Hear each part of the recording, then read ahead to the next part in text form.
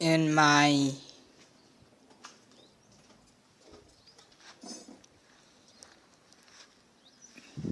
finding of the horror stories that connect to people, I find yet another one.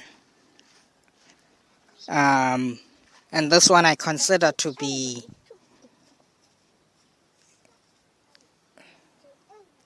in terms of a position that a person can take up, the worst of the entire lot. I mean, there's technically worse ones, but those ones are just positions where they say, kill everyone and laugh about it. Those sort of positions are the only ones that are worse than the one that is currently on my mind. And to showcase how bad I find it to be very quickly, it's simple. We've got this Island Man story, right? The horrors that he's associated with, although there's a probability that the situation is even worse than what they're letting on. Now, if you're somewhat this stereotypical, normal, average person, you should think, how can such a story possibly be worse? There is a way. It's a very simple, easy way for it to be worse. It's just that the shock of it, the details, even among the conspiracy theory bros, I think they're not considering it, how easy it is for that story to be worse. And by my own little analysis, I think probability, that story is a lot worse than what's been let on in the news, even in non-mainstream sources of information. I don't think they're letting on just how bad it is. One of the problems I find with it is that we happen to be living in a time and place where everything that happens, practically everything that happens, is a social issue. And by this I mean, it's not that guy did something, there's something wrong with that guy. But rather it's, in that society, these sort of things happen in that community. Everything that happens is a reflection on the entire community. This is an opinion I've held for some time, but this island story gives me an easy way to demonstrate. When I look at the people that I know, the people around me, at least as far as I'm aware of them, I understand them as people, I ask myself, if this person or that person was put in a position where they thought they can do this horrible, horrible thing, but it'll give them power over, practically the world's leaders, which in turn means they're almost guaranteed to get away with it, because the very people who should be prosecuting them are under their power. Would they not do it? Firstly, with some of them, people I know, you don't need the power thing. Just say you can do this thing and there's no price to pay. Some of them would do it. Off of that alone. Can do something criminal, get away with it. They'll do it off of that alone. And then most of them, you need to add the power thing you'll basically gain power over the world leaders. They'll do it. The things that Island Man is accused of, they'll do it. I look at the people around me, I look at the people I know, people I interact with, and based on the vibe I get of them from those interactions, I cannot say they wouldn't do that. Never mind under threat. Just off of, you can do this and get away with it. That alone, never mind a threat of, if you don't do this, some weird harm will come to you.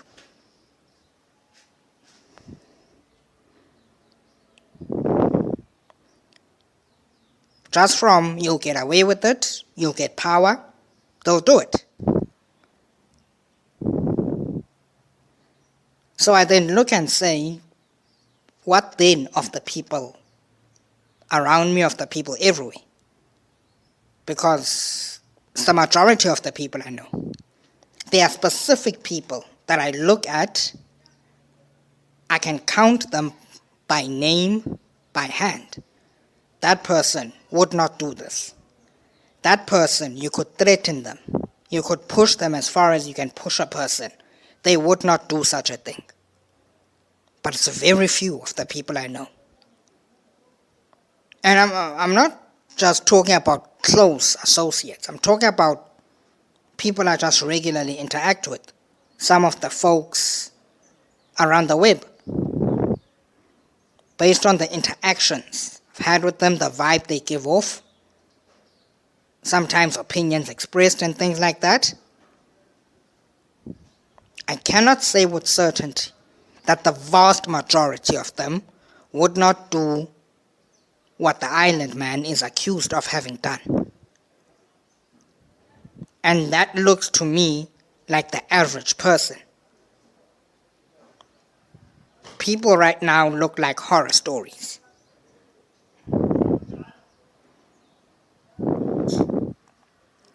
Now that on its own is a separate point deserving its own separate post.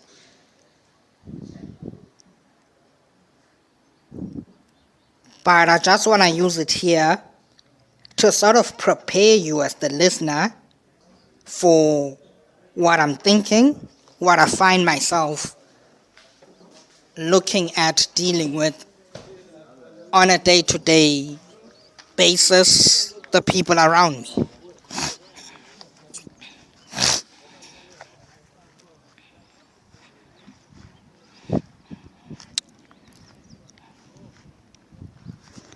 Would they not do it? Some would do it just from the idea. No, in fact, never mind getting away with it. Just that feeling of power over others. Some would do it even if you said you will get caught. Some would do it purely because they're that twisted inside. The only reason I look at some. Now, to be fair, this some is also very few. But I look at some of the people around me, both physically and in terms of interactions.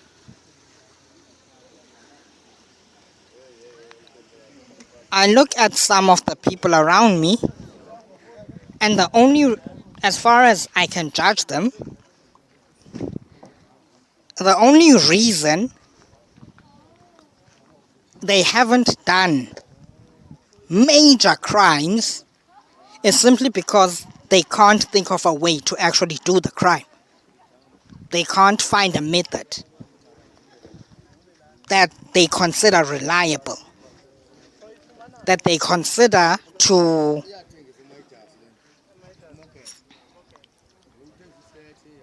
a method that they consider to be consistent enough to complete the crime for them.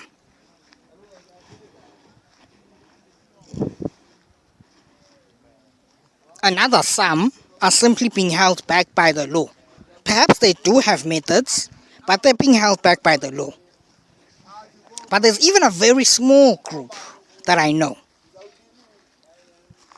Very small, but still there.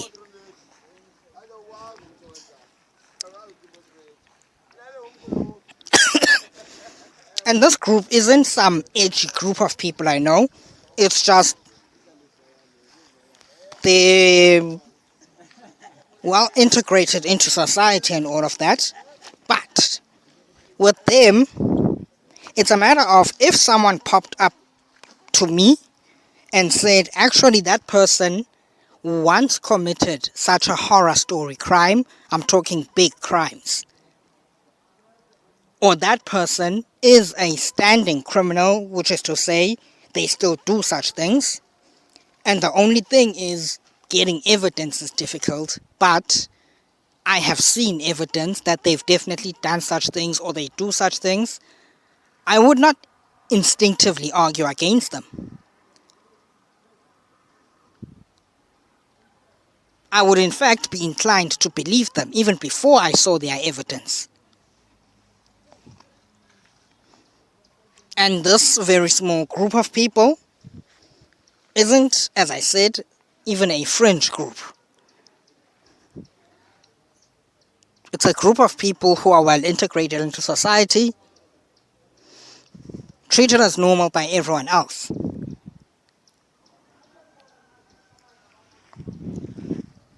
This is to say, people, horror stories. Why do I open up with this very strong statement?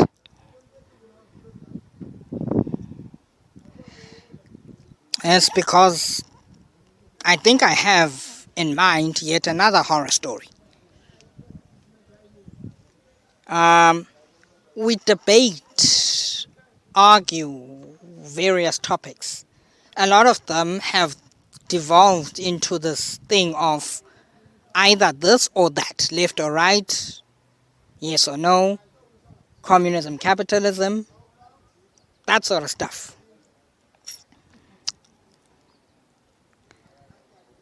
And thing is, though, there's a foundation to debating. This is another point that should probably be its own separate post, but it applies here. A foundation is, why is it worth my time to bother exchanging points? Let's assume, living in reality, I've got some grasp of it. Why should I, and they say knowledge is power, right? Why should I give you some power? Give you some of my knowledge? And then trust you that the points you're raising for your side are also you giving me power, you giving me genuine knowledge. Trust you. The foundation is good faith. Is what we call speaking in good faith, acting in good faith. Trying to find what is best for everyone. And these are the discussions and exchanges which I get my energy from. Ultimately, it's a good cause.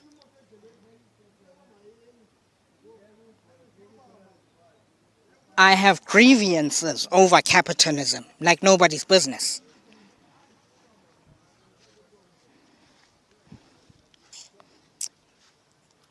Dogs don't eat dogs, and so on and so on. But if somebody comes to me, says capitalism, says freedom, I consider that a very good discussion point because there's something there. I would consider them to be speaking in good faith. I disagree vehemently with it, but let's talk. However, I do question, are we really speaking in good faith? Firstly, Plenty of sources will say most people are corrupt, if not all people. Probably not all people, but most. And vehemently corrupt as well. Very corrupt. To the point where it's questionable. When you meet a person, should you make an assumption of them being trustworthy? Or should you meet them cautiously with a pessimistic thinking? This person is probably not being genuine, probably not someone I should allow close to me. The latter seems more tactical, closer to the facts of how people are. Still, the good faith point, it's necessary because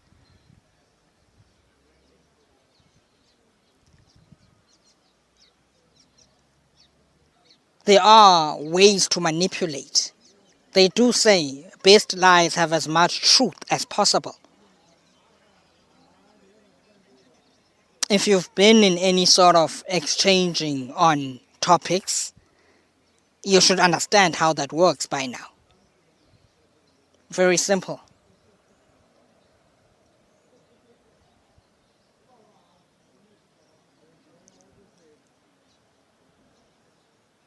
What that means is a person can come bringing facts, but is not trying to support finding the best way of doing things. Is trying to mislead you.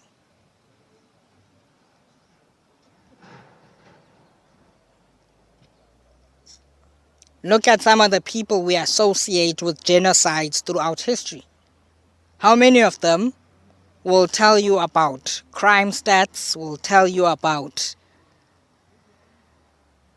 national security, will tell you about things which you would think this person must be half an angel, trying to take care of very important things.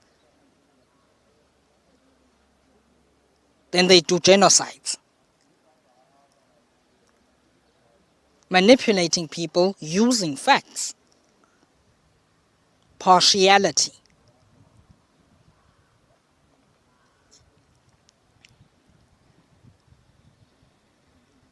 So, the threat of bad faith, someone speaking or acting in bad faith towards you, or in an environment which includes you, is that even when they present facts, you can't trust them. Could be leaving something else out which is even more important. You can't trust them to begin with. Trust is the foundation of any cooperation. Even argumentation, arguing with each other, is a form of cooperation. Showing each other, I think you're missing this, I think you're missing that. Even that is a form of cooperation, which means it needs to be a basis of trust, trustworthiness. And in debates, topical exchanges, definitely. You must be speaking in good faith. But I've come across various points and arguments made in various topics, especially these either-or topics, where the argument made is so horribly bad. I question, is this person speaking in good faith? How could this person possibly be speaking in good faith?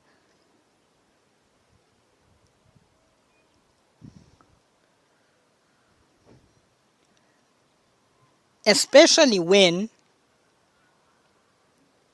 in another point, let's say, a person demonstrates clean reasoning ability. They've got a working mind, a working heart, good awareness of morality, basic morality at least, good foundation, good for exchanging with. And then when they make another point, it's an elephant in the room scenario, where in order for that point to stand, you have to ignore this other big point that is a part of it, directly tied to it. You have to either ignore it, which means you're working in bad faith, or you have to be challenged in terms of your ability to process information. And not just challenged, but very conveniently challenged, because in another point, you had previously demonstrated good reasoning ability, good morality, all of that. Surely you can't, in one point, demonstrate all the good reasoning and morality that says, this is someone I should talk with, and then in another point, suddenly you're totally unaware of the most important parts. You can't process them, even when it's pointed out. You just can't process it and so on. That doesn't seem to work very well for me. To me, doesn't work very well. So I question, are you speaking in good faith? It seems a lot like a lot of people speak in bad faith. They start off well, thinking perhaps this person will be easy to win over.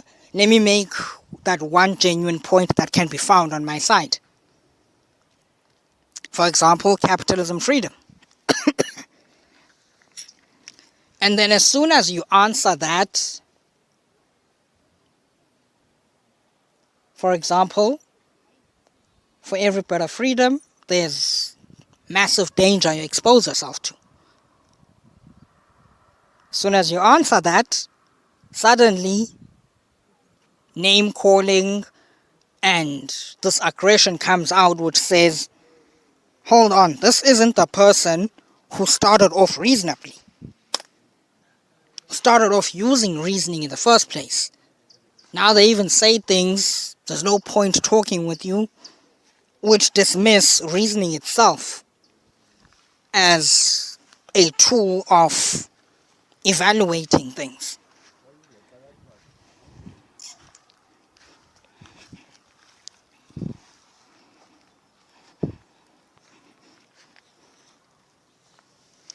And that looks to me like bad faith. Person wasn't coming for genuine exchange. They were coming for some sort of an easy win or something like that.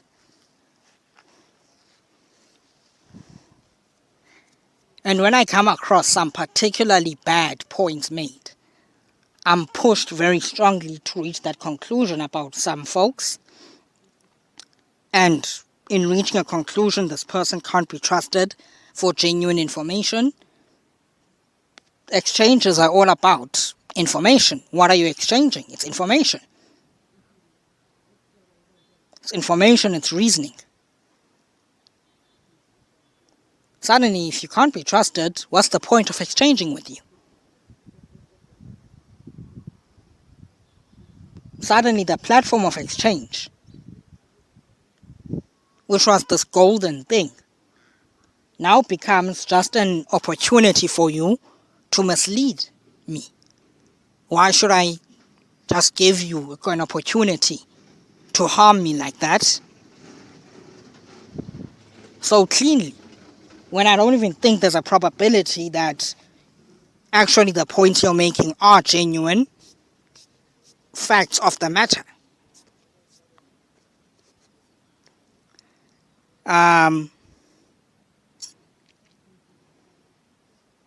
The first that I notice of these, well, obviously there's just the bad arguments. Simply put, capitalism, dogs do not eat dogs. Finished. That's it. A system which begins on that premise, never mind anything else, dogs don't eat dogs. Horribly bad argument. It's like, no, there wasn't even an effort of reasoning, of natural observation and so on that was made. Someone just said something and they said, hey, let's just go with it. Horrible point. And when a point is that bad, where I can't even see, how could someone believe this genuinely? Then I say a logical, reasonable person who got somewhere in society, a society which needs you to be reasonable because there's threats and all of that. You need the people you give power to be people who you can trust and rely on to do a good job. That's tied to the hip of being reasonable.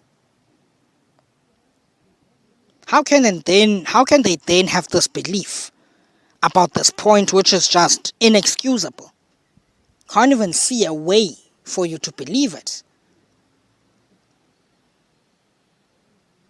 Again, come at me in defense of your capitalism with the idea of freedom. That's a point. That is a proper point worth getting into. I disagree in the direction you're going with it, but that is a point. It explains to me how a person could believe in capitalism.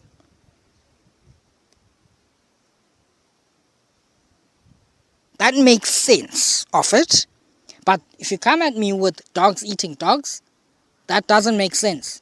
They don't. Simple as. In fact, they do the opposite. But anyways, they don't. So the first is just horribly bad arguments. That you need the slightest bit of reasoning or the slightest bit of awareness of what you're actually talking about, and it's immediately disproven.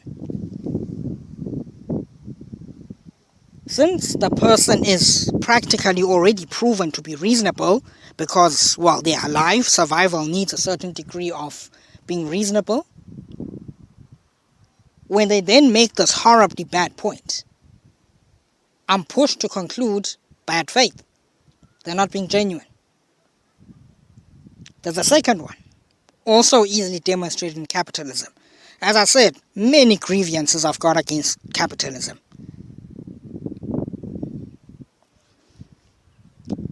This one is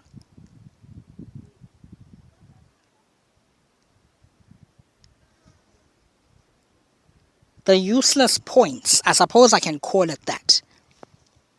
But it's arguments that are so wrong that they're wrong on multiple levels. At least 2 levels. And this is, even if you accept the foundational point that one side makes, it's still not enough to justify their overall position or direction. For example, let's say dogs really did eat dogs. Let's say some demon dog disease comes out of nowhere. Dogs eat dogs now. Still not enough to justify capitalism. Why? Why are we taking our greatest wisdom from mad beasts in the field? Why? Especially dogs, which of all creatures, we've subdued them. We've gained mastery over them. They are pets. Why would we be taking our wisdom from them? Even if they ate each other. So it's like, even if you accept the first point, still not enough. Doesn't justify the conclusion. Doesn't hold up the direction that you're pushing in. And these types of points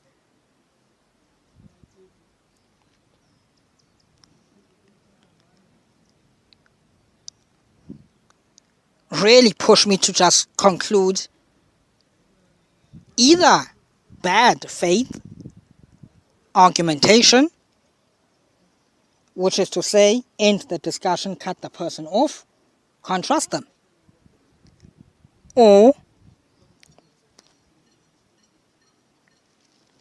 a very convenient form of being challenged where a person, even finding their way onto a platform where you can have these exchanges, itself being proof of being reasonable, having a functioning processing system, suddenly misses this big elephant in the room. A very convenient case of being selectively challenged. Perfectly reasonable when there's a point which seems to support their conclusion. Suddenly totally incapable of basic processing when there's another point, especially a bigger point, which goes against their conclusion. The first says, don't bother. Koke. Ayan gamit. Mensake pa thinking.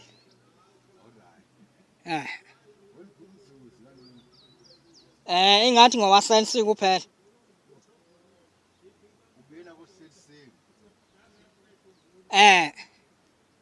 Nguyandisebenza nakakuhle. Hayi ke ikhona into engisayincokolayo apha. Sobheka xa senigqibile uba iyasebenza na kwezinye inetwork.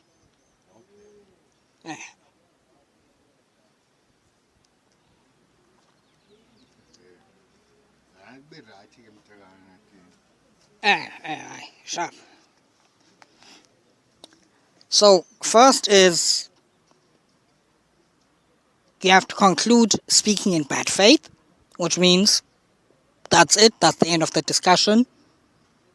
Because if somebody is basically speaking with the intention of harming you, then every exchange you do with them, every round after that, is just an opportunity for them to strike you down, harming you, or you gain nothing because they're not trying to give you anything. It's illogical to continue the exchange. The person themselves can't be trusted. Or they're just so conveniently incapable of a reasonable exchange that even if you could somehow confirm that they have the purest heart in the world, being incapable means they can't do anything that properly does justice to their good heart. Even if they try to make a good point, do something good, they're just so conveniently incapable that they'll fail. In which case, the best you could do is some sort of rehabilitation program for them to make them capable of properly acting out the goodness that's in their heart, or if that's beyond your power or your energy or whatever, give up. Let them go. Can't get anything good out of them. Very troublesome thing. This is closely tied to adulthood, being a man and all of that. You got a job to do. It's like if there's a house in the fire, if there's a fire in the house, well, it works both ways. There's a house in the fire in the house. You need to put it out. If you want to put it out, but for some reason you just can't get anywhere close to fire, you're not gonna put it out by pure wishes. It's not how things work. Hence means you must outwardly be able to do something, and that something must match what is required to put out the fire. If you're simply aware of a liquid thrown into fire, put it out, you go get the cooking oil thinking that's a liquid, it'll do the job. Fire only grows stronger. You need capability. I don't like this point, but I don't have a point against it. Well, I do, but it's religious. So for a person without high level religious spiritual assistance, you need the brute force tactical capability to put out the fire.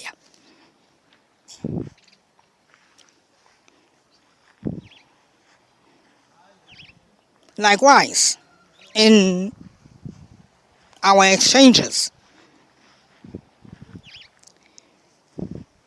a person can have the purest, cleanest heart in all of history. Again, excluding religious, spiritual assistance here, just the cleanest, goodest heart. But conveniently incapable of making a point which is a good, proper reflection of how good that heart is. They can't contribute in exchanges. You either help teach them how to contribute properly, in which case, if you can't do that, wonderful work done. Taken the purest heart and you've now given it the ability to do its purity. Wonderful. But if you don't have the ability to follow through with that, then you have to leave them alone. Best you can do is to say, well, their heart is still good, so they're still trustworthy, which means in any other scenario where this incapability of theirs doesn't come into play, definitely include them. Can trust them more than anyone else in any other scenario. But in this one scenario of exchanges where they've got this convenient incapability, yeah, well, nothing for it. Just have to put an end to the discussion.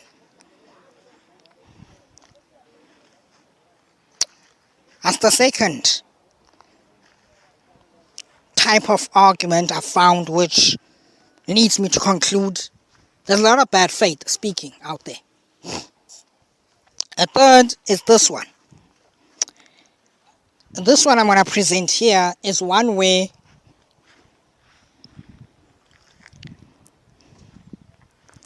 the direction that is being pushed in goes against what the side or person arguing for it is supposed to be standing for in the first place.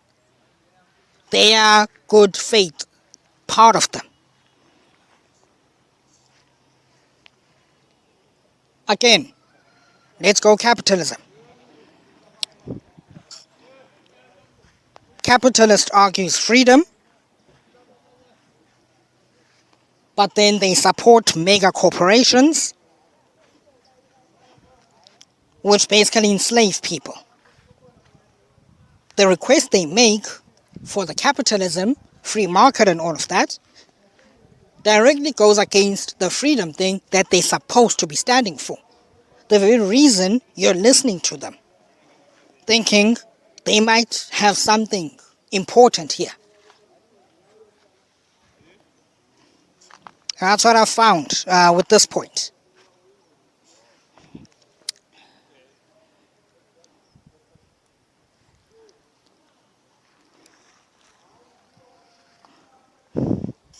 Again, even getting to the platform of exchange, any platform of exchange, even just basic conversation, it basically necessitates that that person has good reasonable processing ability, good basic morality and all of that, to have made it this far in society and community. So when they then have this big epic miss, that doesn't make sense.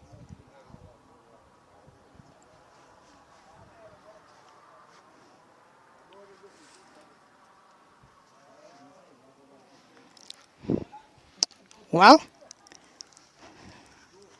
so that's the first issue I find. Pushing this thing of people and horror stories being tied to each other. Very closely tied. These sort of arguments made, which as soon as I get into them, I'm almost forced to conclude that person wasn't even trying to have a good conversation. They were going for something else altogether, looking for easy targets and all of that. So don't bother with them.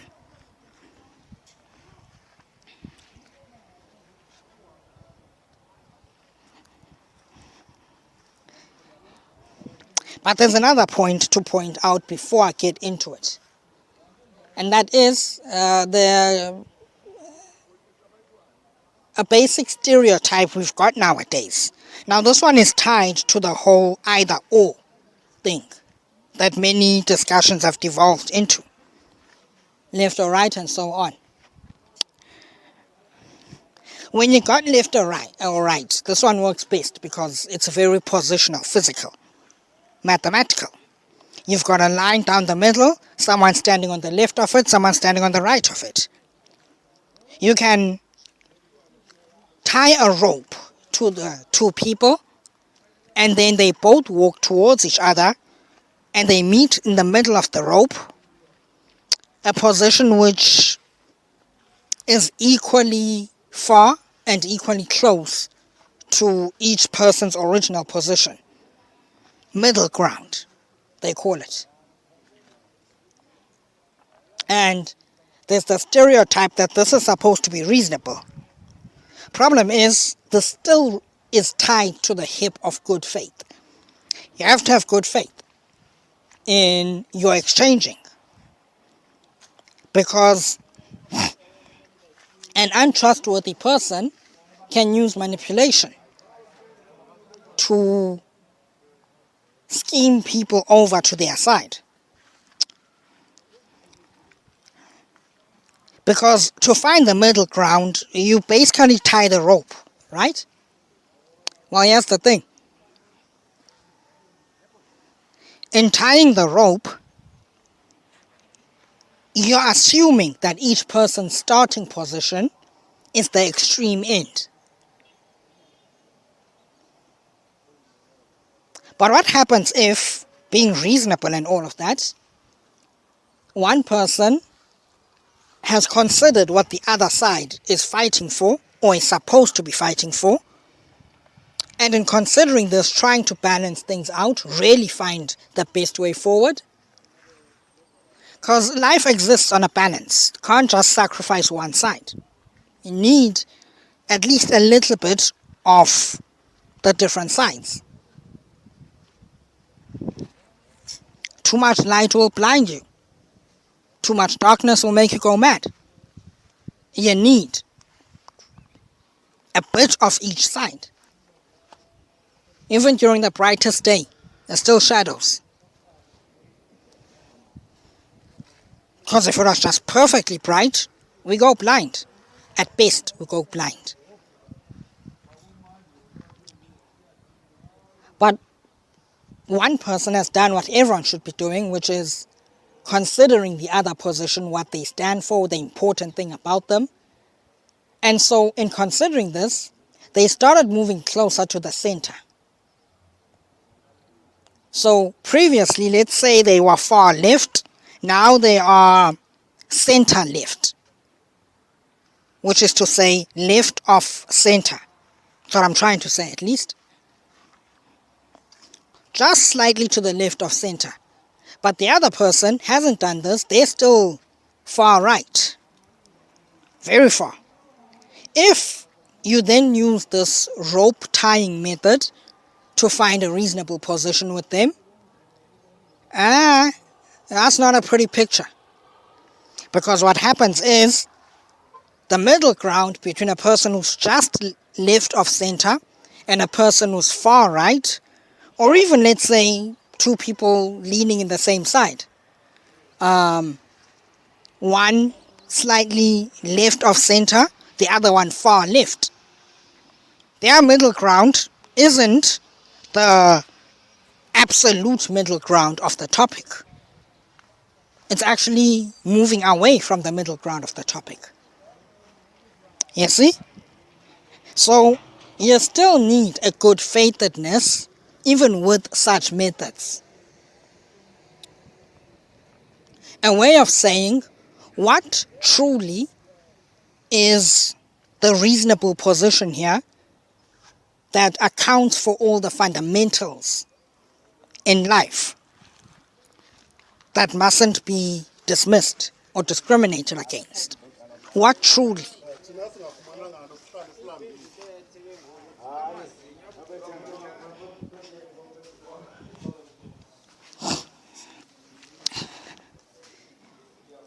And this point came to mind as I was thinking about the main point of this post, whereby you're trying to find a middle ground, trying to be reasonable, but you don't realize that your very method, the rope method, assumes the other person is also in a reasonable position, when that's really not guaranteed. And in fact, with the likelihood of people being severely corrupt, even highly unlikely. Such things, not just topical exchanges, almost all exchanges, then become games of who is the better trickster.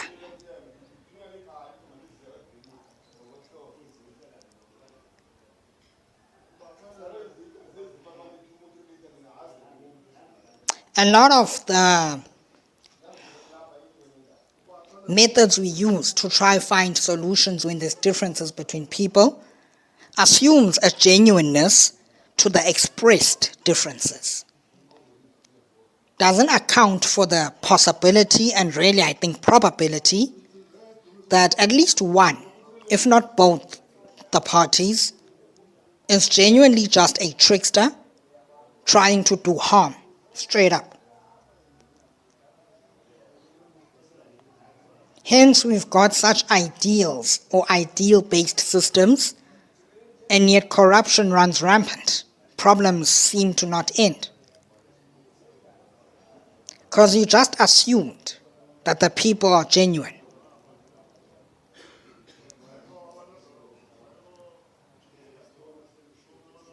Without making sure of it. Without setting up a system to make sure of it. Because even corruption laws and all of that assume the person overlooking the laws is genuine. Assume.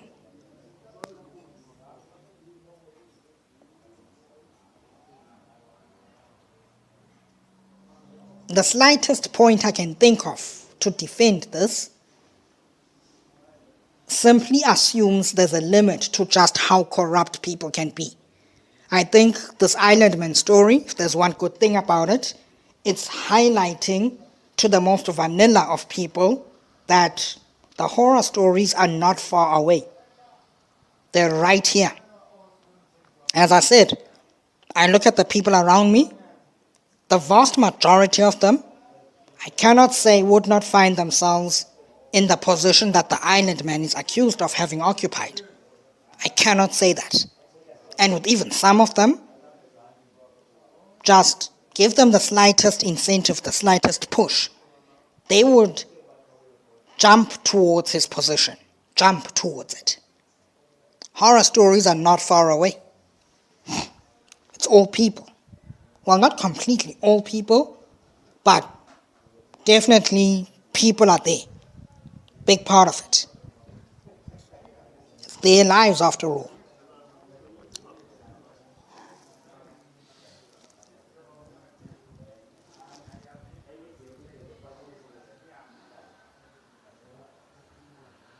And when I make this point, address it, that's when I think you'll see why I'm questioning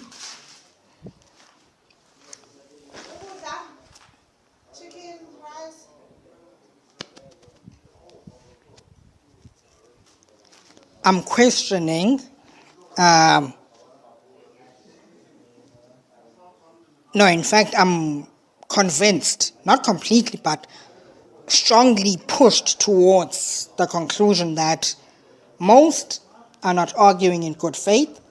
Most are not even arguing using good methods, good reasoning logic. A lot are tricksters, and even that thing of being a trickster, it's only because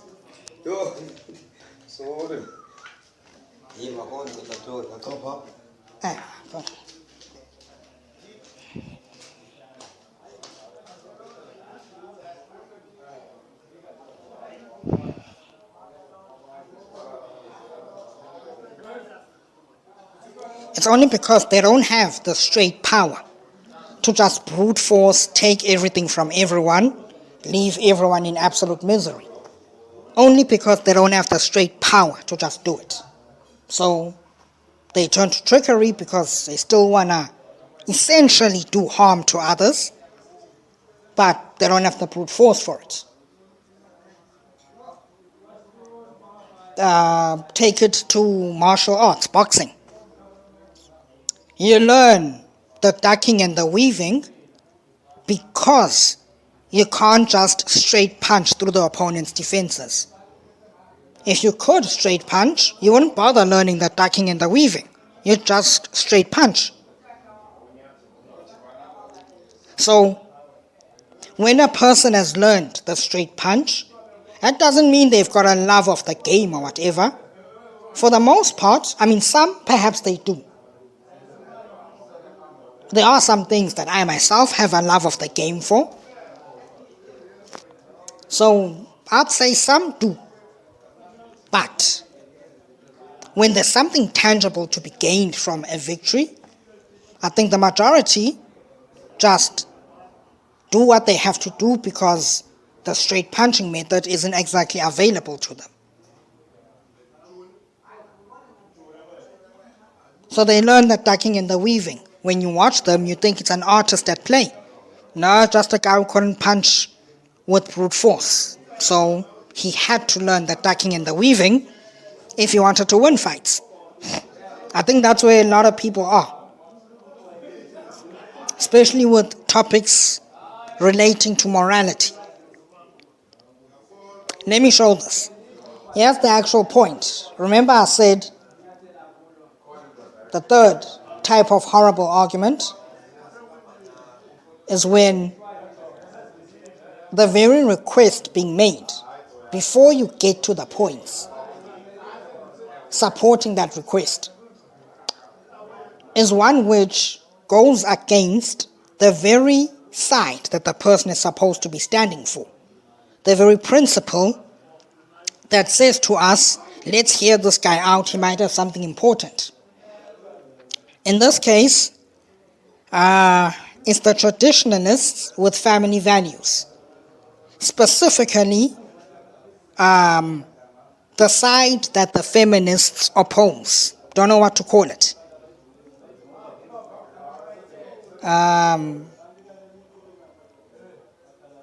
Men's supremacy. Let me call it that.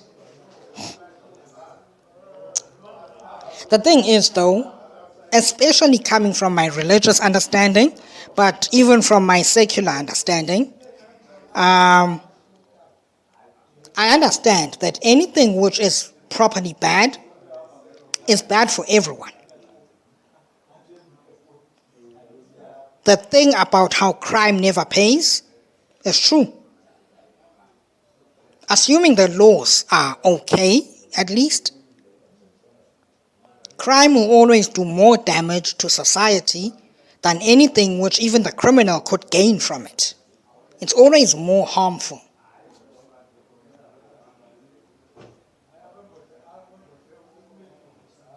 Always.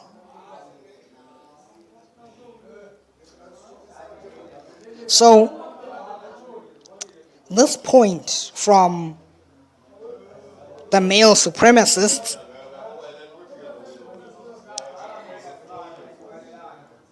I can't even say it's biased in favor of men because by my understanding it's actually harmful to men as well. Does more harm than anything they could gain from it.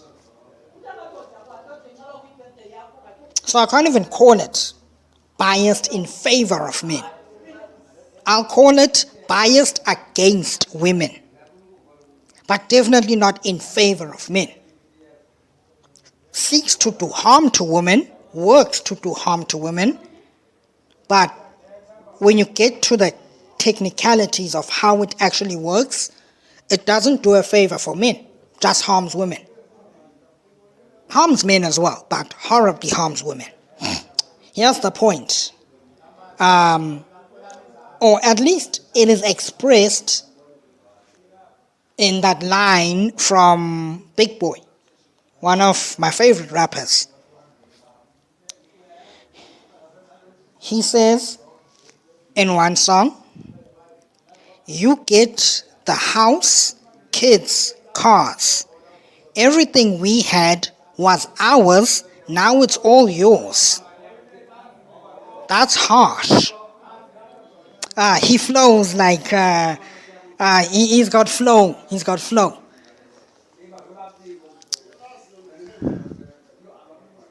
You want to understand him more, at least the product he offers. Think of Big Pun. Think of B.I.G.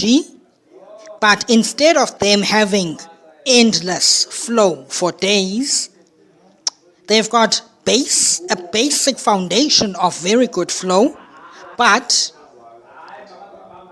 the majority of the product is content. It's social points, moral issues. Imagine if they sacrificed a bit of flow for solid points. Now, as I've just said, I don't agree with this point that Big Boy makes, but it is very well expressed in his line there.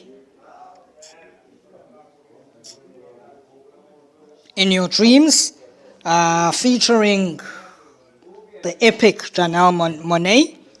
And it was a funny thing. I had this track, I listened to it, so featured Janelle Monáe, thought this is an outrageously good voice that she's got.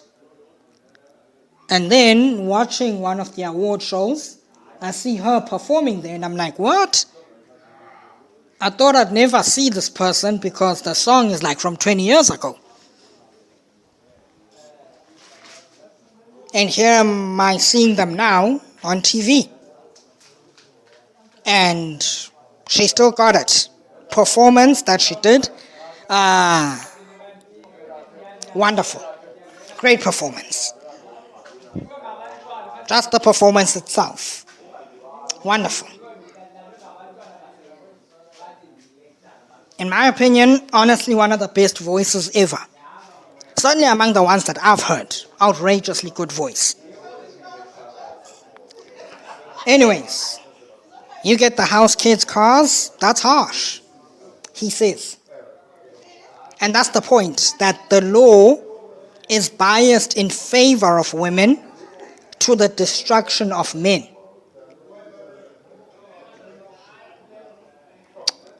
This one is a double, very bad point. First is, it's not actually biased in favor of women.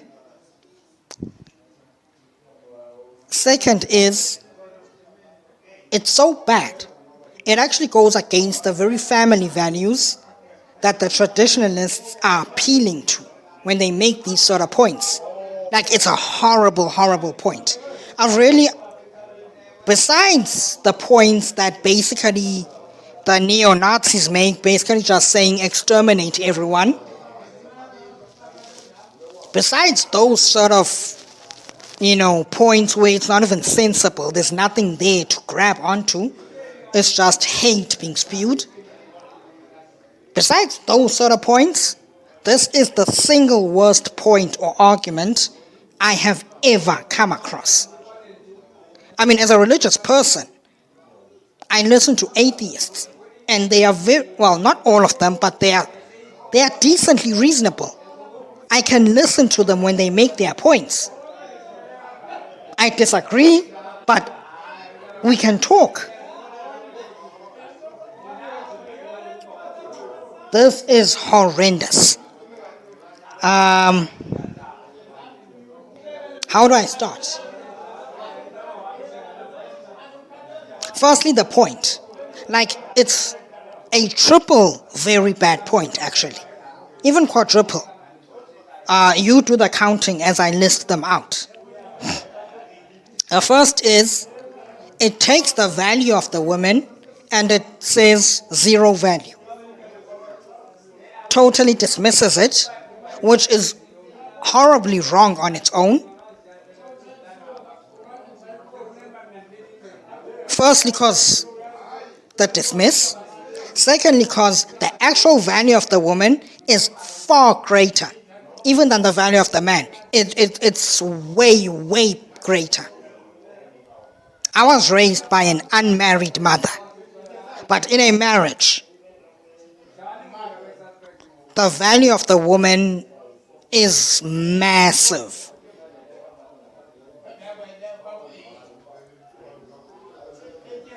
Greater than that of the man. The work that the woman does, massive.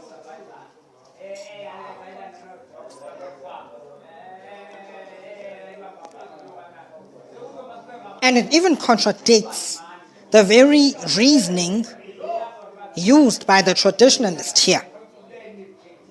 And then I'll get into how it works against their very principle of family values. It utterly destroys family values in society. The most destructive thing I've seen in terms of these exchanges, topics and all of that. Horribly destructive.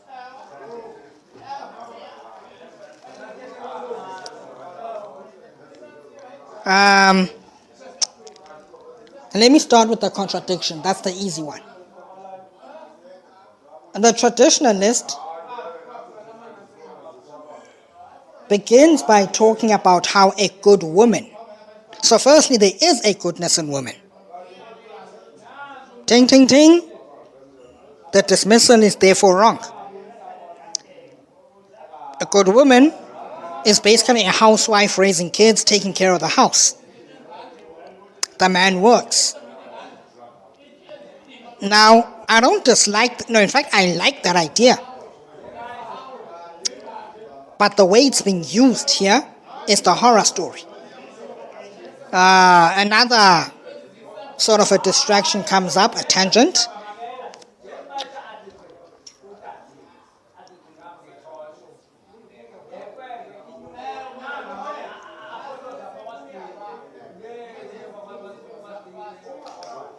Capitalism works a lot with money,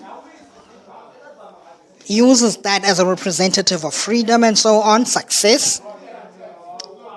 It uses it very wrongly, and horror stories have been done with it. Just look at basic lobbying in government.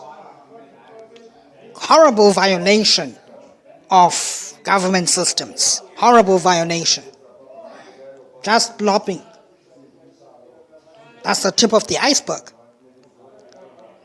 Does that mean money by itself is inherently wrong?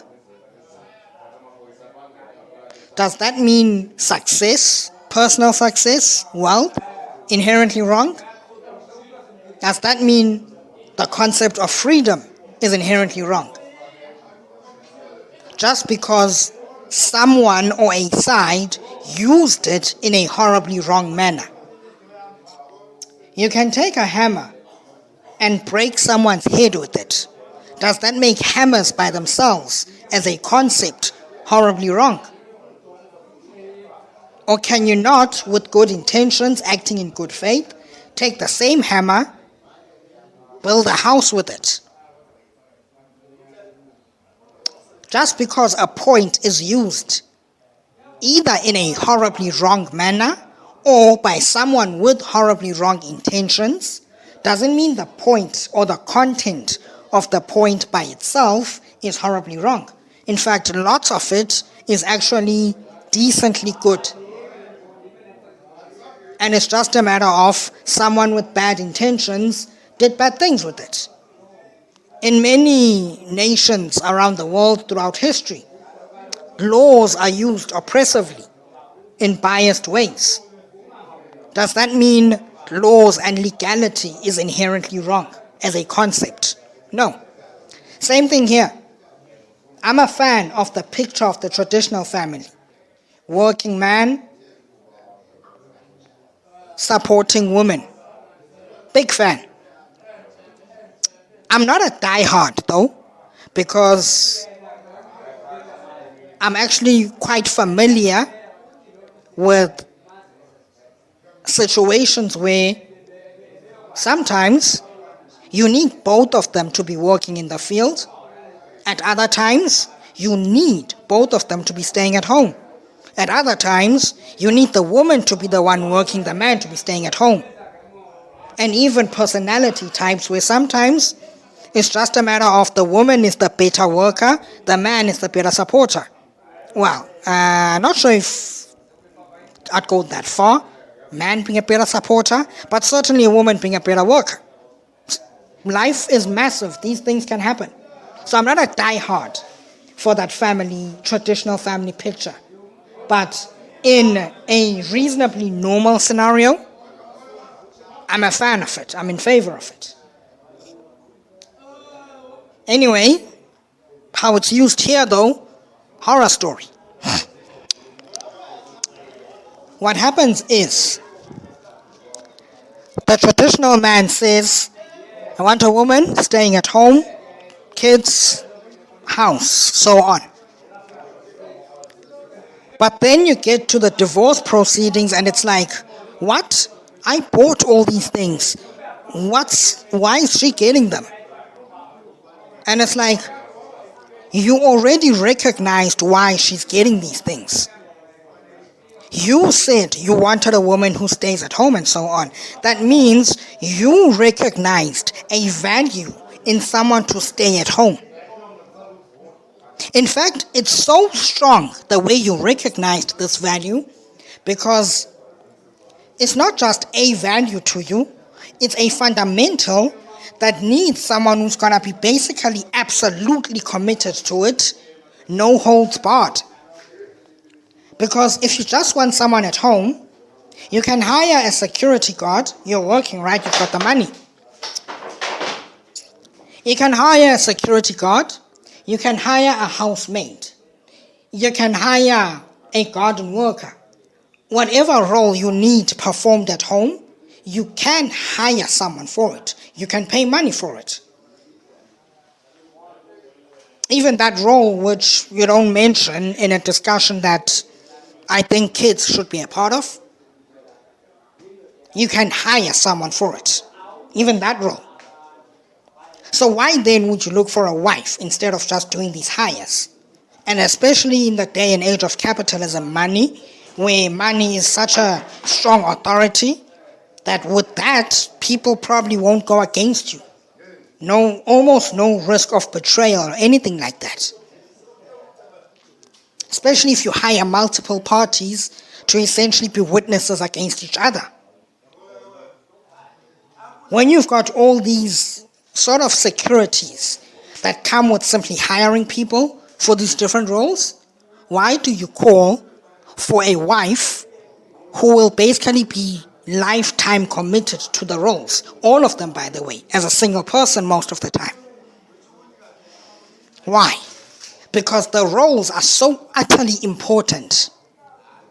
You essentially need someone who is bound to you in their very spirit to perform it. That's how important it is. So, with the request of the traditional wife, you recognize the importance of this role. Firstly, with the very request by itself. Secondly, with the request in an environment, capitalism and all of that, where you could hire people for each of these roles, those people being specialists, each of them, and get increased security against betrayal because they're different parties and so on. When you add that to the picture, that means you already recognize, consciously, instinctively, however it is, you recognize just how big this role is. And by my own analysis, it's huge. Massive, huge role, by my own analysis. So you recognize this role, massive thing that it is, to the point where you regularly ramble and complain about how modern women, this and that. Mind you, I've also got grievances against the women, but I just think this one is more urgent, more horrendous. You've already recognized the importance of the role, how big it is. So when divorce proceedings come around, you cannot then be like, she's just taking everything from me. As if she wasn't spending years performing a role of such great importance that you yourself have recognized. That's a contradiction in thinking.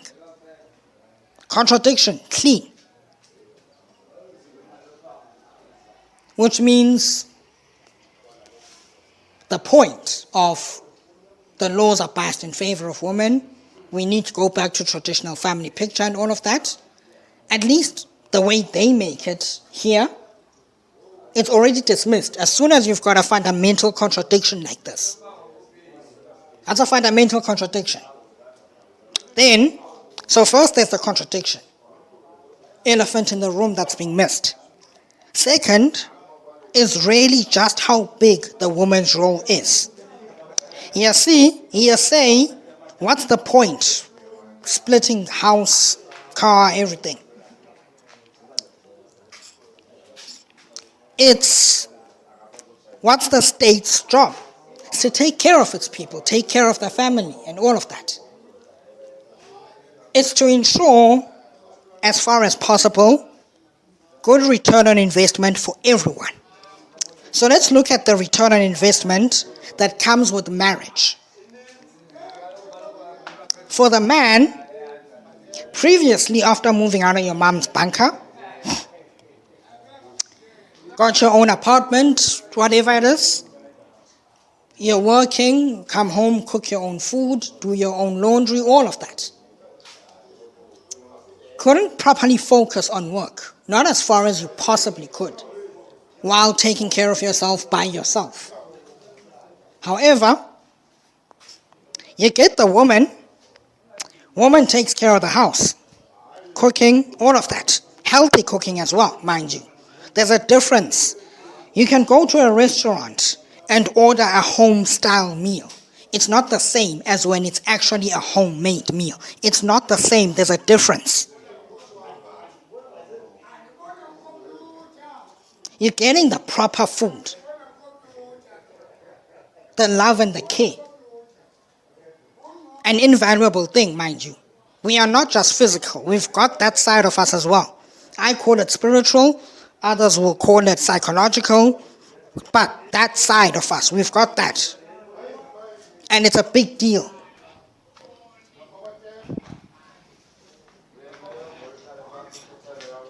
We're not just physical. Those things are immediate returns.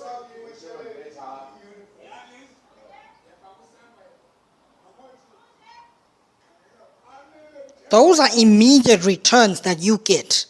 So firstly, a caretaker at home literally makes you stronger. Makes you healthier, makes you stronger, straight up. Your very ability to do whatever job it is. You could be a miner, you could be a blue-collar worker, you could be an office worker, whatever you are. Literally makes you better at it. You only have to focus on your work now, and the support is literally making you stronger. Literally making you stronger. I mean, I don't know what to call it, but you straight up become stronger. You eat better food. You get more rest. You don't need to worry about doing your own laundry anymore. You save money. Don't have to pay for everything, buy every meal and all of that. Like, it's mad. The benefits you get are immediate. Immediate benefits. And of course, the risk of betrayal from someone who is married to you or otherwise committed to you for life versus when you're just having a fling here and there to take care of that business. The risk of betrayal is greatly reduced. Now, before you bring in the cheating woman and all of that, there's also the abusive man and all of that. Though that point, it cancels out at best for the pro-male side. At best, it cancels out. At worst, and probably in reality, it's actually more risky for the woman. Because when a woman cheats on you, what can a woman do to you? Convoluted process of poisoning you for whatever reason, insurance money, I suppose, or cheat on you. The physical harm process is convoluted, and as soon as you know about it, get the antidote, get out of there, safe. That's why I call it convoluted. It's not simple and straight. And the cheating, heavy damage to your heart, psychology. On the other hand, for the women, abusive man, one punch and she can die. One hit and she can die. So for the man to kill the woman, far easier, making it in a scenario with horrible people, far more likely that the man will kill the woman instead of the woman killing the man. Bigger risk for the woman. And then, of course, being the one who's out in the world while you're at home, far easier for him to cheat as well, if he's that type of person.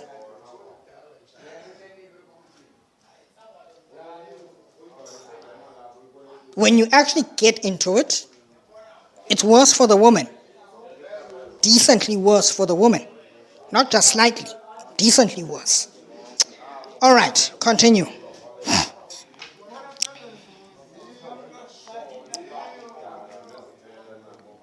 The returns for the man in the marriage are immediate.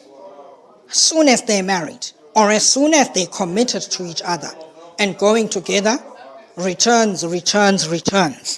Day in, day out, returns. What's the returns for the woman? Now, the fullness of this point, I'll get into it in the end, when the part about family values being destroyed.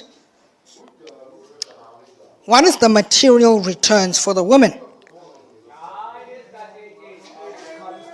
Throughout the process, it's basically none.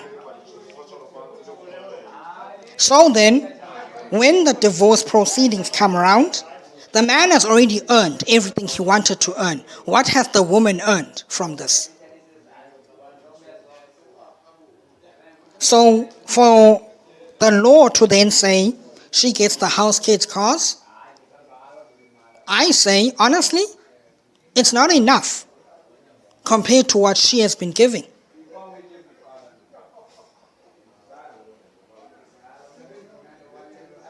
It's not enough. Man has been getting straight returns. When I get to the point of the destruction of family values, I'll expand on this. It's even worse for the woman. Like, the law could say right now that whenever there's divorce proceedings, every asset goes to the woman, and it would still be a losing position for the women. Because what she gives through the years, it's more. It's worth more. You can analyze it, put money on each service she does. In terms of financial gains, material gains, psychological gains, the woman is on the losing side. Even if the state said she gets every asset. Even if. Here, guys are complaining about a 50-50 split.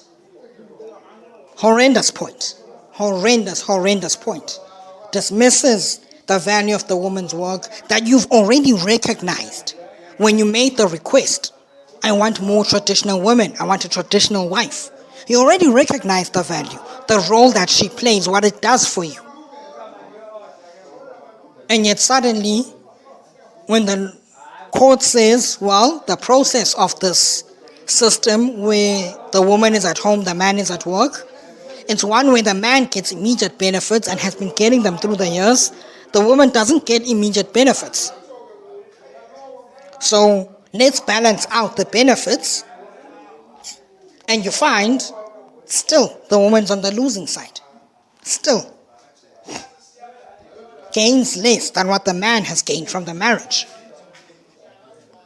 This is a horrible point.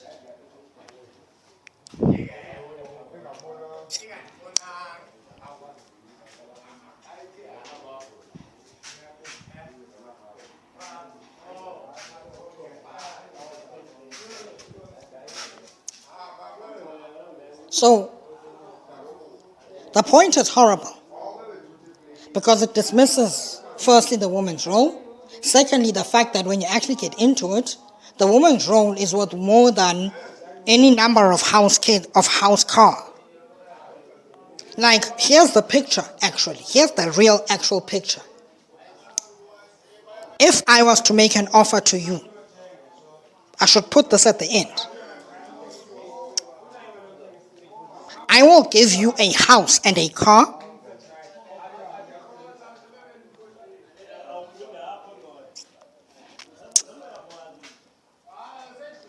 In exchange, you're not allowed to go to work.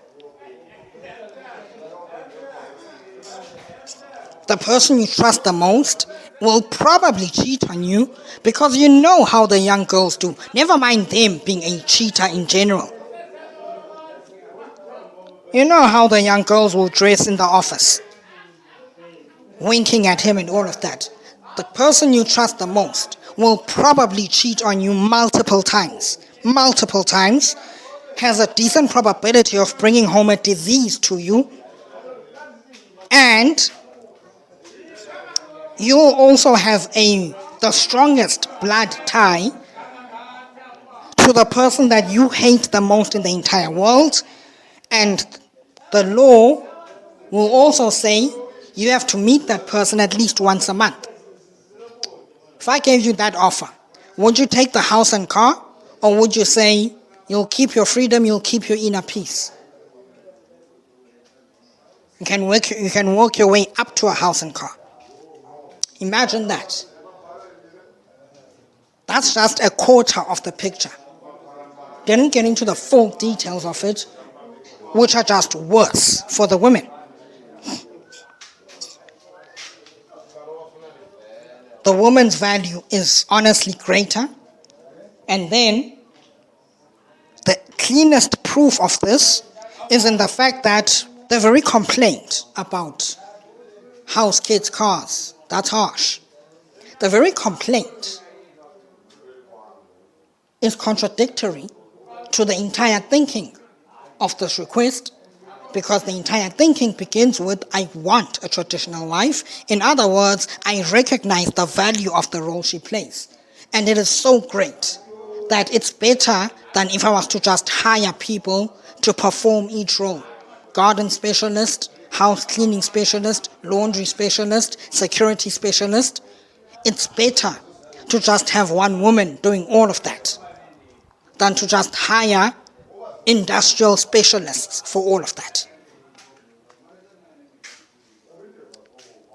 The request itself places the woman's value so high in the marriage. And yet, when it comes to divorce proceedings, suddenly that value is totally dismissed. Not just reduced, totally dismissed. I bought all of this. Nonsense.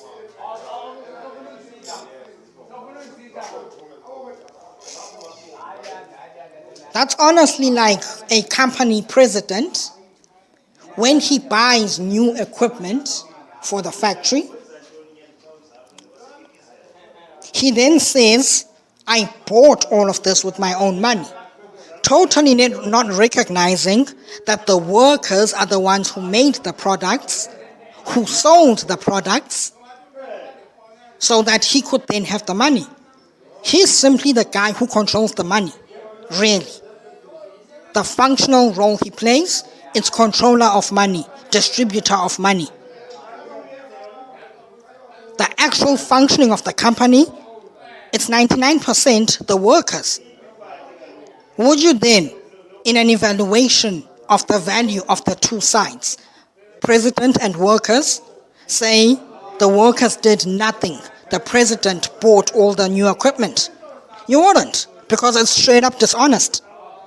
It's dishonest to the point where you can say you'd have to be challenged or malicious to make that sort of point.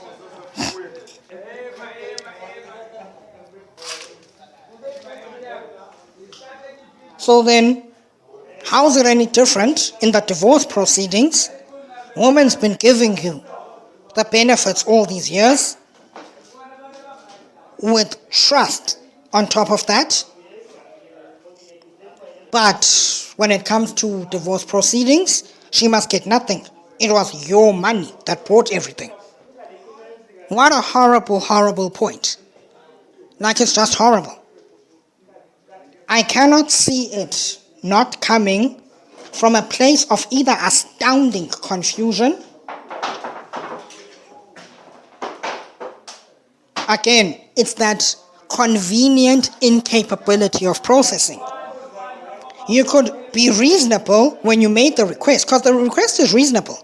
The role the woman plays is outrageously good. It's very reasonable to request such a woman. Very reasonable. But then suddenly, when it comes to financially expressing that value in the divorce proceedings, suddenly you cannot understand the woman's value at all. That's nonsense. I have to conclude you're being malicious if you make such a point. Either malicious or a level of convenient reasoning incapability that I have honestly never seen anywhere.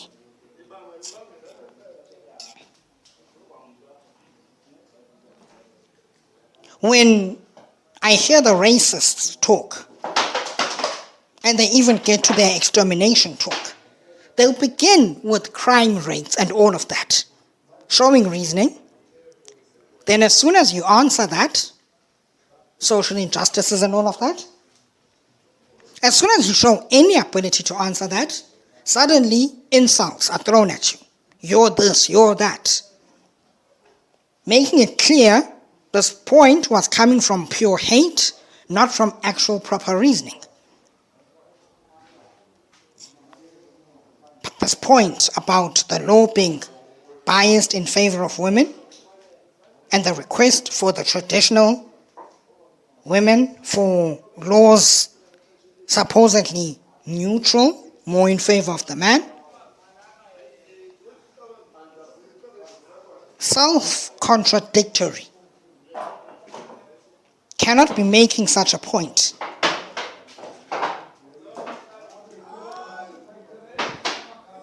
Alongside extensive arguments that show some reasoning ability, and then expect me to believe you're not just being plain malicious, hoping for an easy win or something like that. Cannot expect me to believe that. Then we get to the nail, the thing which this has been on my mind for some time, but it really pushed me to properly make the post. It's this part. So firstly, we've settled this thing about the laws are favoring women and all of that. It's simply incorrect. It's incorrect. It's malicious. You have to be challenged upstairs to genuinely believe the point. You have to be. I can understand people who have been traumatized. Let's say you had a girl, you gave your heart and your everything to her, then you found out she was with your best friend. The pain from that, I can understand warping the mind. But the mind has to be warped. There's no other way. Cannot be natural thinking that thinks this, that concludes this. Mind has to be warped. I can understand some of the things that could warp the mind. But it has to be warped.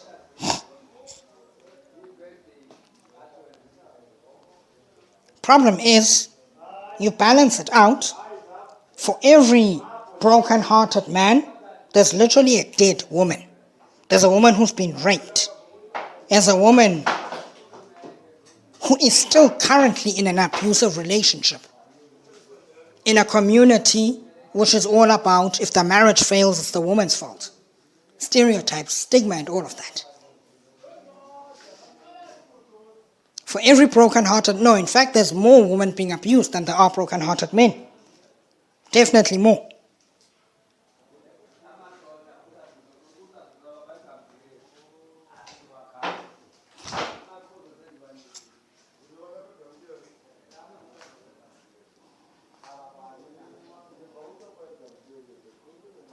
So you can't use specific cases of abuse by one side or the other to say the entire side should then be oppressed. Cannot do that. Firstly, you'll find the cases of abuse are even worse for the women than for the men. That's the first thing, killing your point. And then secondly, therefore, if there should be a change in law to support one side more, it should support the women more. Again, I've got grievances against the women as well. They've got some things that they do that are associated with them which are very bad in my opinion.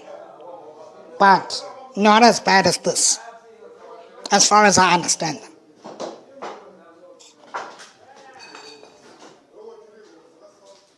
As far as I can analyze, not as bad as this.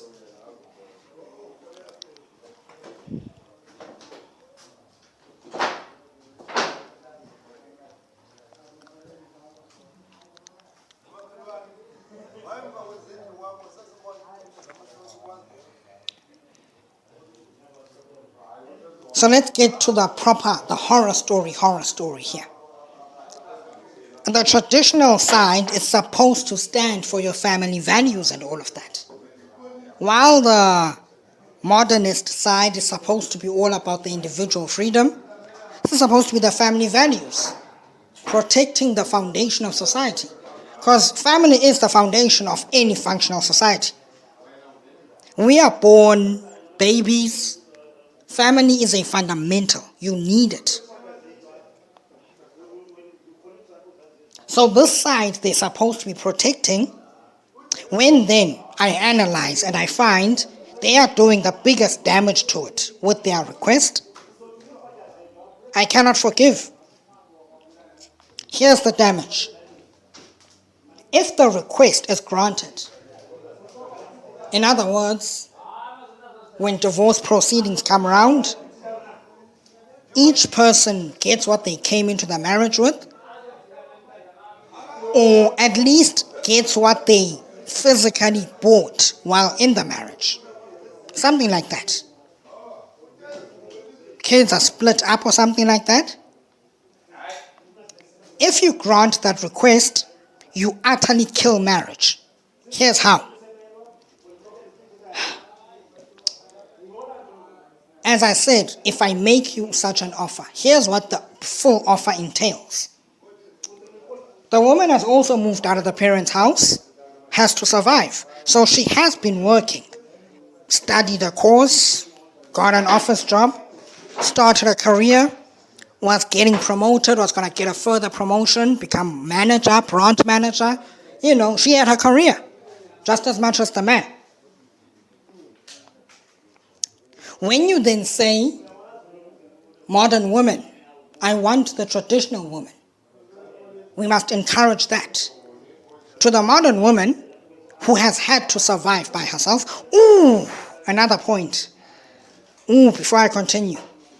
The very idea of the traditional woman being a traditional thing is actually false.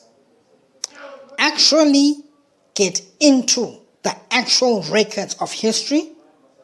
For the most part, society, absolutely everywhere, well, there might be one or two exceptions, but basically everywhere, society has been extremely liberal throughout history.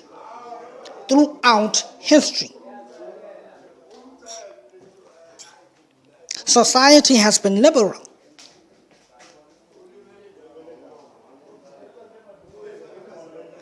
And by liberal, I mean whatever ideals dominated the day, laws were not in place to restrict them from becoming extremisms, People were basically allowed to do whatever.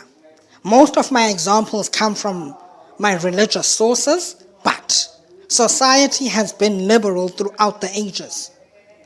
There have been short caveats of time where this traditional picture was taken up.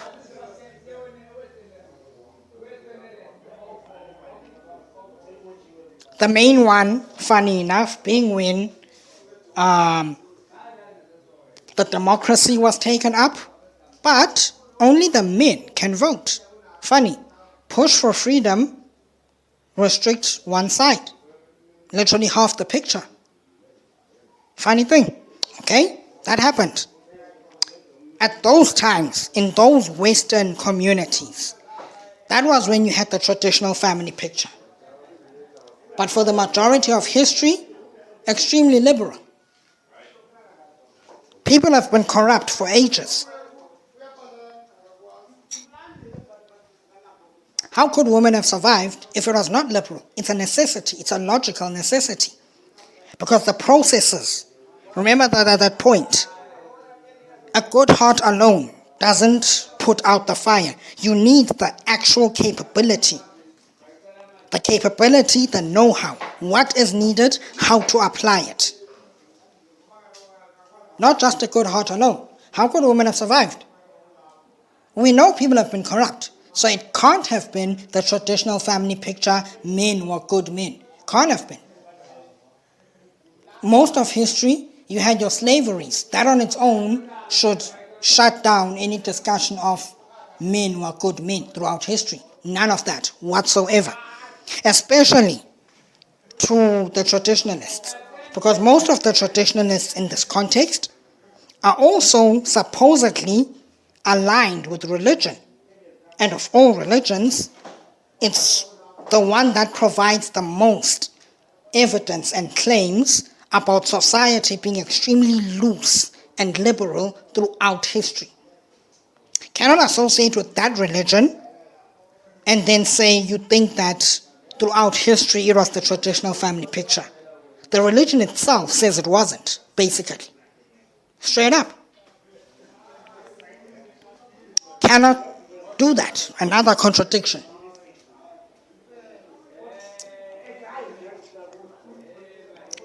So this idea of the historical family, how we got here, it's not pure, but it's largely a fantasy. If you hold this opinion, and especially, you're the traditionalist I'm speaking against here, the one who makes this sort of point that I'm speaking against, you have been straight up lied to, I'm afraid. It's basically a form of fascism. That's what you're in. You're in a fascism mentality.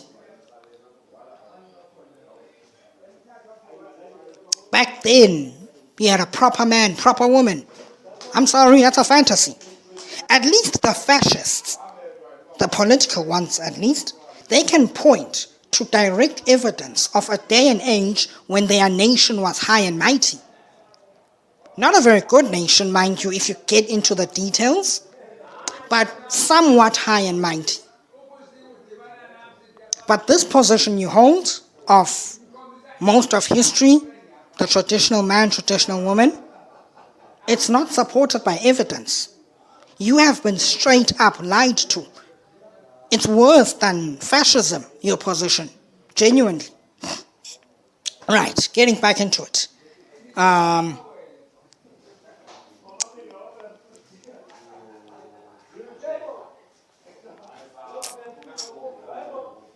request you make.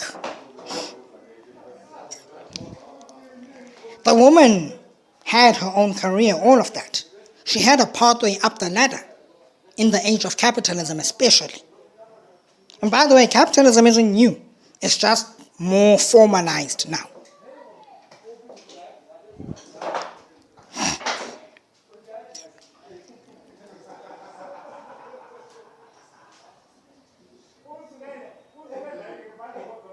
in any loose capitalistic society, which is most of society throughout history in all the different regions of the world, or the vast majority of them. This very loose capitalistic society, she has a way up the ladder.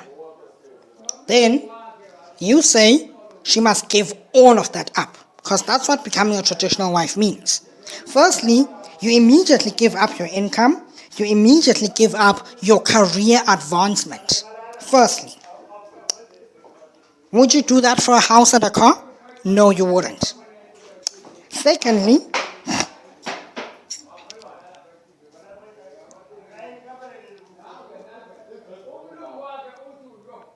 you don't just give them up, you actually regress. Put it in a language I suppose most of us would understand. In an RPG fantasy story, you get your job as a warrior, as a magician, whatever it is. You level up to level 175, and then to match this request of the traditional person who stays at home, you don't just stop your adventuring, stop your growth, but you actually regress all the way back to level 0. Why? Because you get married for 5-10 years. The industry will leave you behind. Whatever you learned, studied in university, you gotta go back, study again. It has left you behind. And I have almost direct experience with that phenomenon, by the way. It happens very quickly. 3 years, the industry will leave you behind. It will leave you behind. So when you then accept this marriage, you are not just stopping your career, stopping your advancement, allowing rivals to catch up to you. You are actually negating your entire career. All the experience and stuff that you've gained thus far, you're negating it, actually. Regressing back to level 0, because you have to, if after the marriage you want to get back to work, that's how you survive after all, you have to start by going back to university, because you don't know your job anymore. That's what it is. That's the first sacrifice. It's a double, triple sacrifice that the woman has to make in order to fit, to start doing the traditional wife thing. That's the first sacrifice.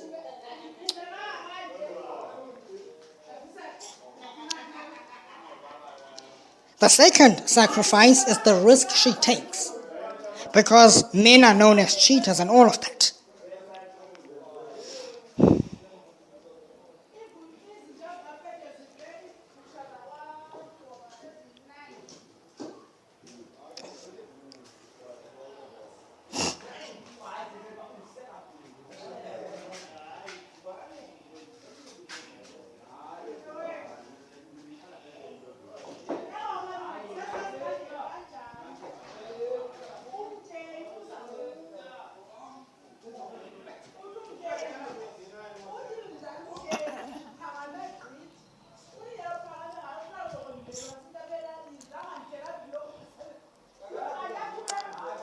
The risk is,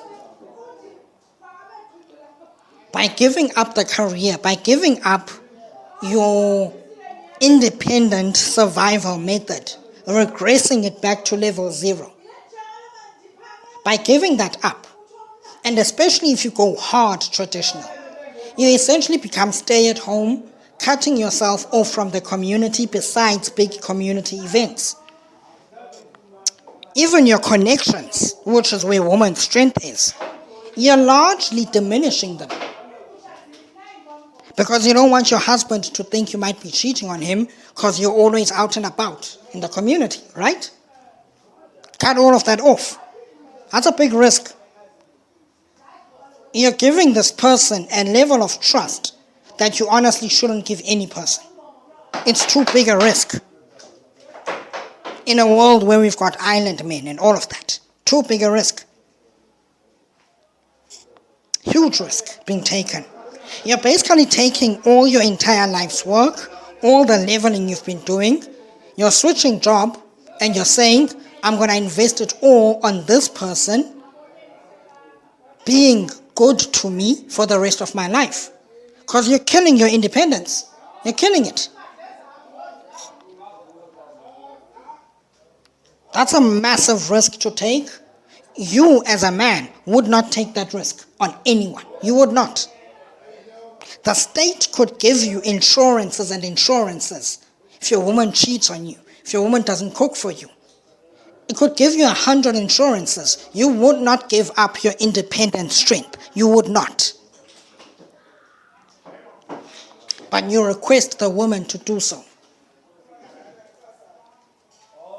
Put aside all common sense about how this guy is in an office with girls wearing miniskirts. He's probably going to cheat on me. Put aside all common sense. Invest completely in you. And not just invest by giving up her power, but by daily supporting you, cooking for you, cleaning for you, taking care of the house for you. She's literally empowering you day in, day out. Again, healthier food. You straight up become stronger. So first, she gives up her own power.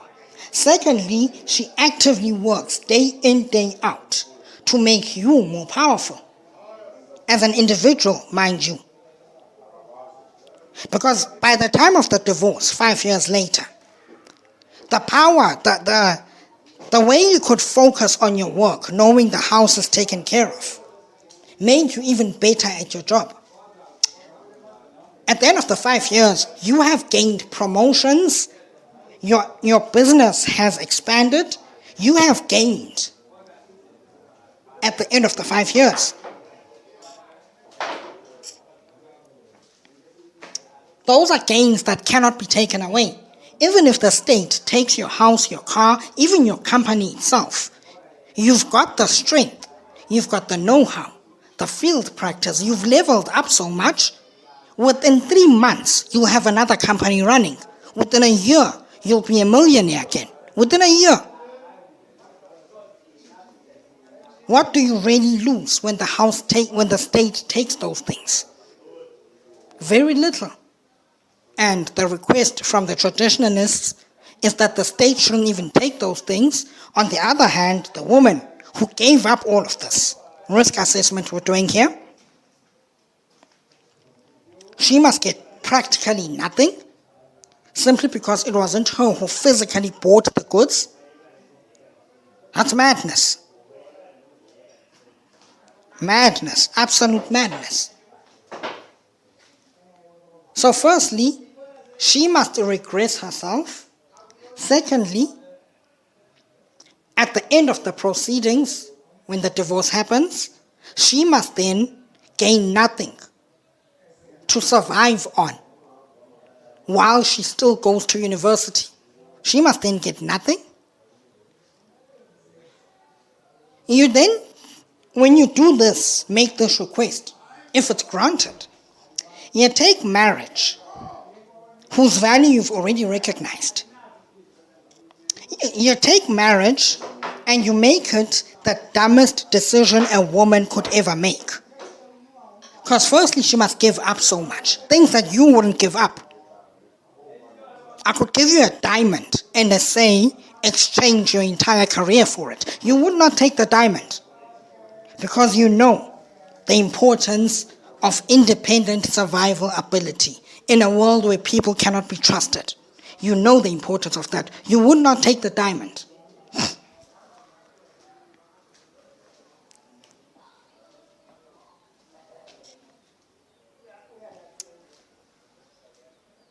The woman must make a sacrifice basically for free that you wouldn't make even for a diamond. That's what the request says. That's the society it creates. And then,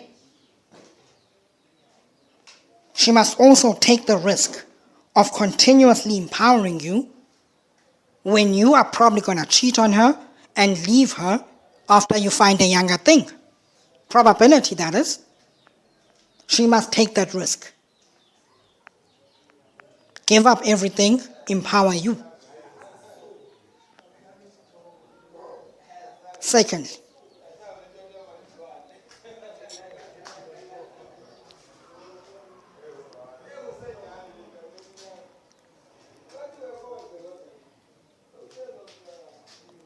so this request being granted turns society into a place where, for a woman, marriage is a complete loss. There's no gains. Mind you, even besides the material losses she makes, in the traditional society, somehow, if a marriage succeeds, the man is a good man. But if a marriage fails, the woman is a bad woman. Very funny. Where's the consistency in accountability? Very funny thing. When a man who has been divorced meets another woman for a date, he says he's been married before. That's not a negative point against him. When a woman who's been divorced meets another man for a date, she says she's been married before. That's a negative against her. Society looks at her as a failed woman. So that's more risk to her very reputation. The thing that makes people want to interact with her to begin with. Never mind her ability to do something good in the interaction. Her skill set. Never mind that. The reputation is at the foundation of the exchange to begin with, the interaction.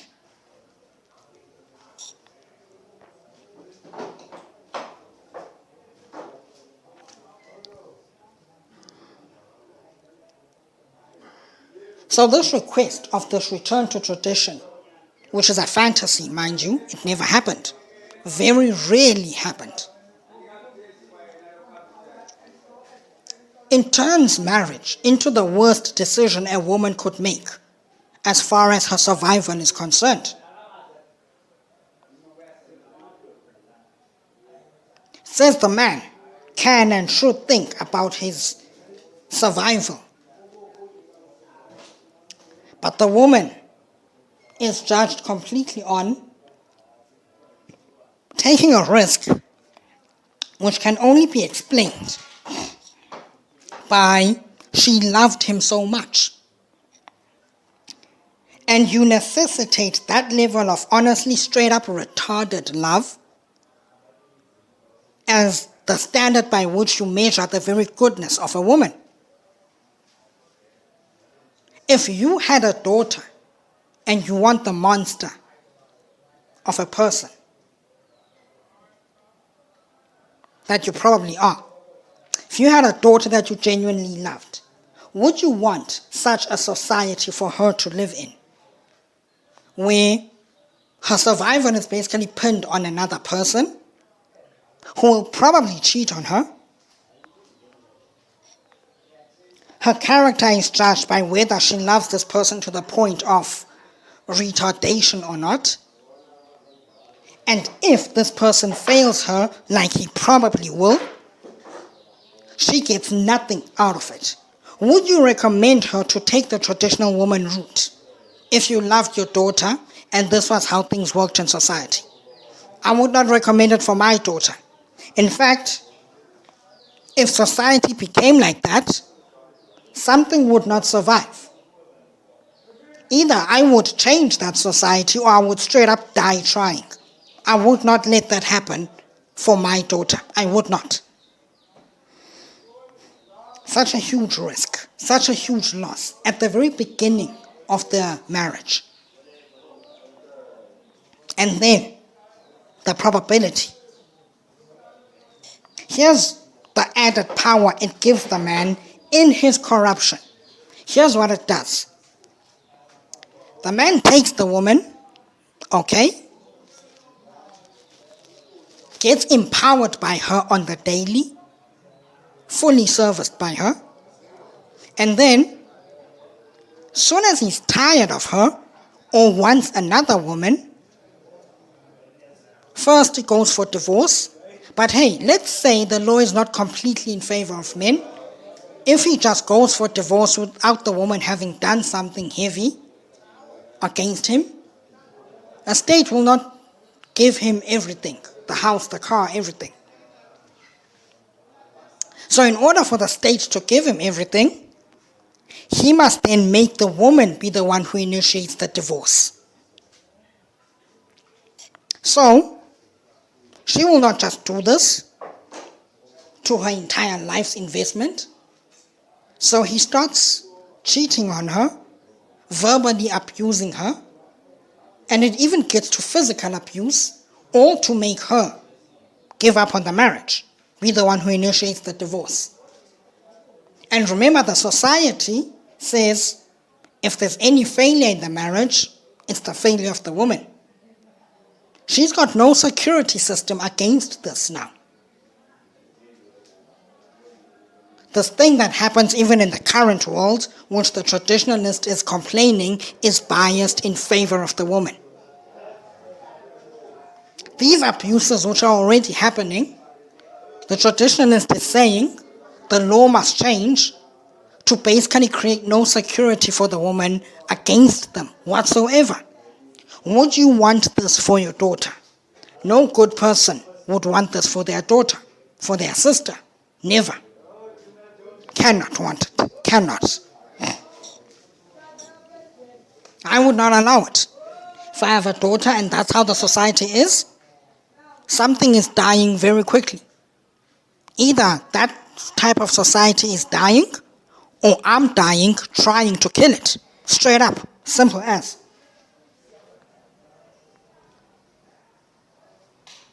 I would not allow my daughter to be in such a world. Would not.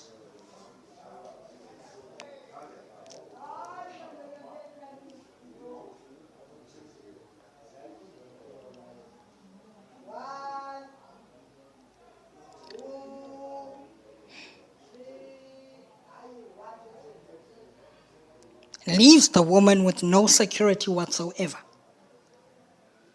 And even then, even when the man is beating the lights out of her,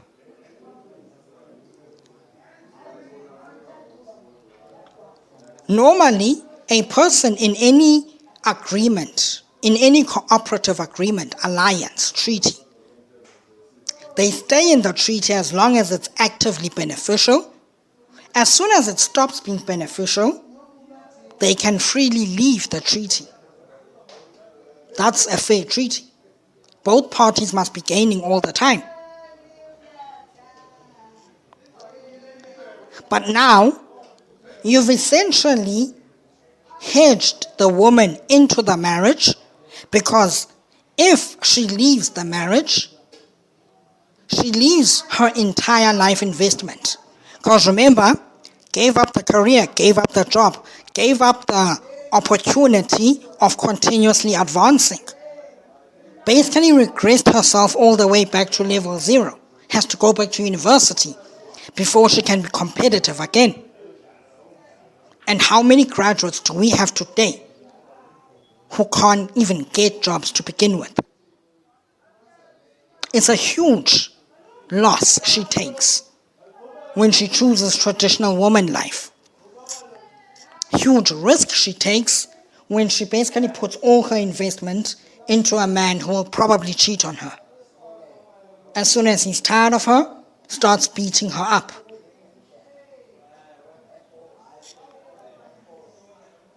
It's a mad risk. You take marriage. You say this should be your dream as a woman, but then you actually make it into a thing which is simply a retarded choice for a woman to make. That's the society you built with this request from the traditionalists. That's the society you built. You push this mentality, and then you wonder why there are so few women going for the traditional route nowadays. You can't push this and then be astounded why women are no longer traditional. Because you've taken the traditional life and you've made it a retarded choice for them. You've made it half of a death sentence for them. No securities, gives up everything. It's madness. Why would a woman ever pick this? If she's sensible about her own survival, she wouldn't. So you kill the marriage. When you kill the marriage, you basically kill the family unit. The very family values that the traditionalists are holding as their strong point, the side they are defending, the point that legitimizes the existence of their side. They're supposed to be protecting family values. But with this request, they utterly kill marriage for women, killing a big part of family values. So I ask myself, how can a traditionalist, never mind the fact that their side is actually a fantasy, they've been lied to. Never mind that. Let's say it was true that for the most part throughout history, you had this traditional family. Let's say. But when you take marriage and you turn it into half of a death sentence for women, you're killing the family that you're supposed to be protecting. Therefore, I must conclude, you either have a very convenient processing incapability, or you are being malicious when you make this sort of point, push this sort of mentality, make this sort of request, saying the laws are unfair. You're being straight up malicious. You cannot genuinely believe that. So, in my reviews, analysis of things and of points, I see this point and I must call it the most malicious point that I hear being seriously argued. The only thing more malicious than this is that certain funny bearded men's fanboys, when they basically call for extermination of various groups of humanity. That's the only thing more malicious than this that I've heard. As far as I understand this point, it's the most malicious, vile thing ever. Destroys the very family that it's supposed to be valuing. Utterly destroys it. Takes marriage and it turns it into the dumbest decision a woman could ever make.